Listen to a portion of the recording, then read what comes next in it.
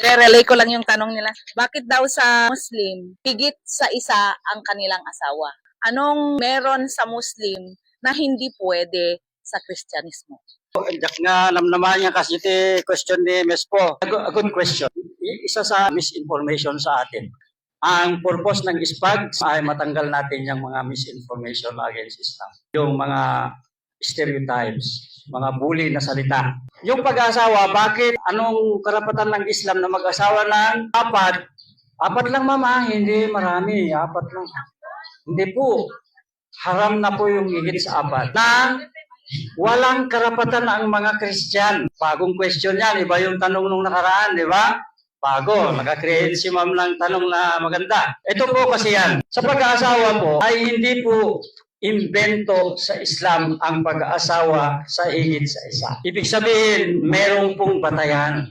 Pakinggan nyo maigi ha. Quran chapter 4 verse 3. Ibig sabihin yung holy book namin. At kung kayo ay nangangamba na kayo ay hindi nakagaganap na maging makatarungan sa mga babaeng ulila, kayo ay makipag-asawa ng ibang babaeng sa inyo mapusuan mula sa 2, 3, o 4. Dadampuan, kung kayo ay nangangamba na kayo ay hindi makaganap na maging makatarungan kanila, kung gayon ay mag-asawa lamang ng isa. O kung ano ang angkin ng inyo kanang kamay, alalaong bagang ang inyong mga babae, ito ay higit na angkop sa inyo upang kayo ay hindi mabulid sa kawalang katarungan.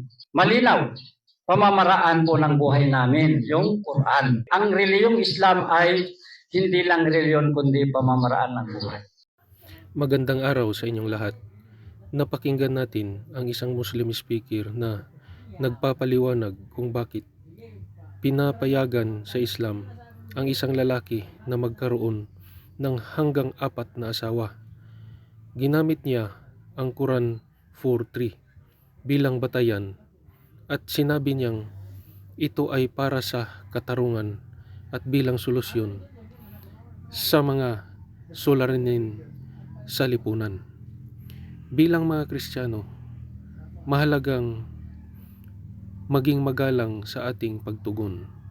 Ngunit mahalaga rin na itanong natin ang mas malalim na tanong. Hindi ba't ang tunay na usapin ay hindi kung maaaring mag-asawa ng 4? Ang tunay na tanong ay ano ba ang orihinal na disenyo ng Diyos para sa pag-aasawa? Balikan natin ang pasimula. Sa Henesis 2:24, nang likhain ng Diyos ang unang pamilya ay hindi siya lumikha ng isang lalaki at 4 na babae. Lumikha siya ng isang lalaki at isang babae.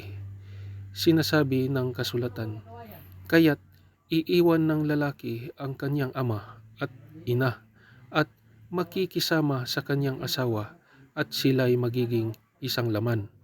Pansinin ninyo, isang lalaki, isang babae, isang laman.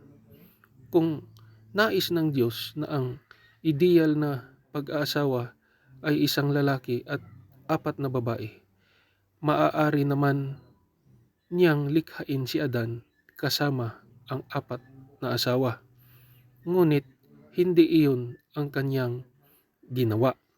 At nang magsalita si Jesus tungkol sa pag-aasawa, hindi siya bumalik sa mga hari o patriarka na may maraming asawa. Bumalik siya sa pasimula.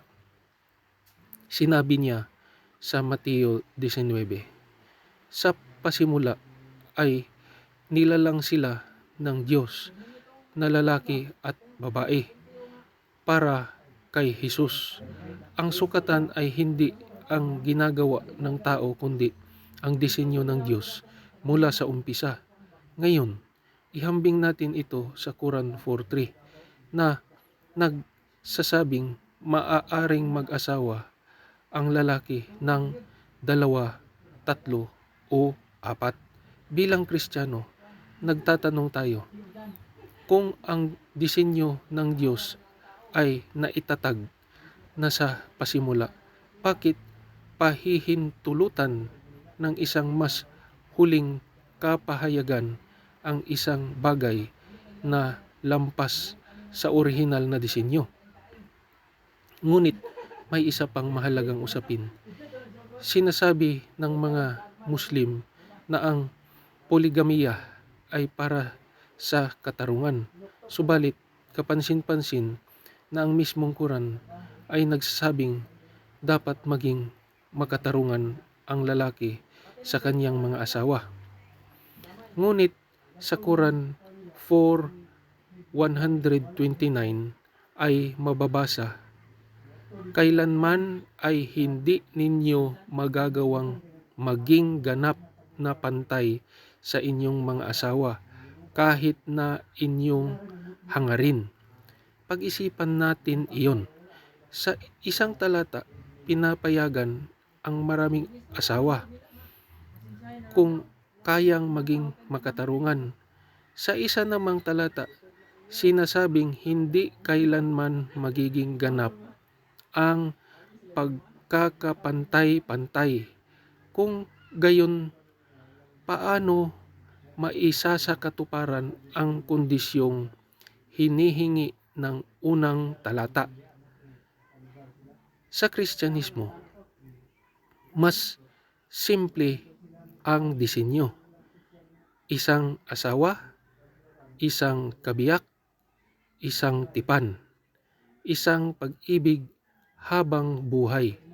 Walang kompetisyon, walang paghahati ng pagmamahal, walang agawan ng atensyon. Ngunit, higit pa rito, ang pag-aasawa sa Kristyanismo ay may espiritual na kahulugan. Ayon sa Efeso 5, ang pag-aasawa ay larawan ng relasyon ni Kristo at ng kanyang iglesia. May iisang Kristo, may iisang nobya, may iisang tagapagligtas. Hindi apat ang nobya ni Kristo at hindi rin apat ang tagapagligtas ng iglesia. Kaya, ang huwaran ng Kristiyanong pag-aasawa ay eksklusibo at natatangi. May isa pang bahagi ng Quran 4:3 na kadalasang hindi napag-uusapan. Binabanggit nito ang mga nasa pagmamay-ari ng inyong kanang kamay. Sa kasaysayan ng Islam, ito ay tumutukoy sa mga alipin o babaeng bihag. Bilang mga Kristiyano, nakikita natin itong problematiko sapagkat itinuturo ng bagong tipan ang bawat lalaki ay magkaroon ng kanyang sariling asawa at ang bawat babae ay magkaroon ng kanyang sariling asawa. Unang Korinto 7:2. Ang pamantayan ng Kristyanismo ay hindi mga asawa at mga alipin, kundi isang lalaki at isang babae na parehong may dignidad sa harap ng Diyos. Ngayon, maaaring sabihin ng ilan, pero sina Abraham, Jacob, David at Solomon ay nagkaroon din ng maraming asawa. Totoo iyon. Ngunit tandaan natin, hindi lahat ng naitala sa Biblia ay inaprubahan ng Diyos. Maraming bagay ang isinulat upang ipakita ang mga pagkakamali ng tao. At kapag sinuri natin ang mga pamilyang poligamo sa Biblia, makikita natin ang paulit-ulit na problema. Silusan, alitan, pagkakahati-hati, paghihirap. Hindi ito ipinakita bilang ideal, kundi bilang bunga ng paglayo sa disenyo ng Diyos. Kaya nang dumating si Jesus, hindi niya itinuro ang poligamiya. Ibinalik niya ang tao sa Eden. Ibinalik niya tayo sa orihinal na plano ng Diyos. At iyon ang sentro ng pananaw Kristiyano. Hindi ang tanong na ano ang pinayagan ng tao, kundi ano ang itinatag ng Diyos mula sa pasimula. At ayon sa kasulatan, isang lalaki, isang babae, isang laman, isang tipan. Yan ang disenyo ng Diyos.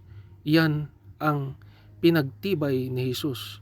At iyan ang patuloy na pinanghahawakan ng Kristyanismo hanggang ngayon. Maraming salamat sa inyong pakikinig. Pagpalain nawa kayo ng Panginoong Hesukristo.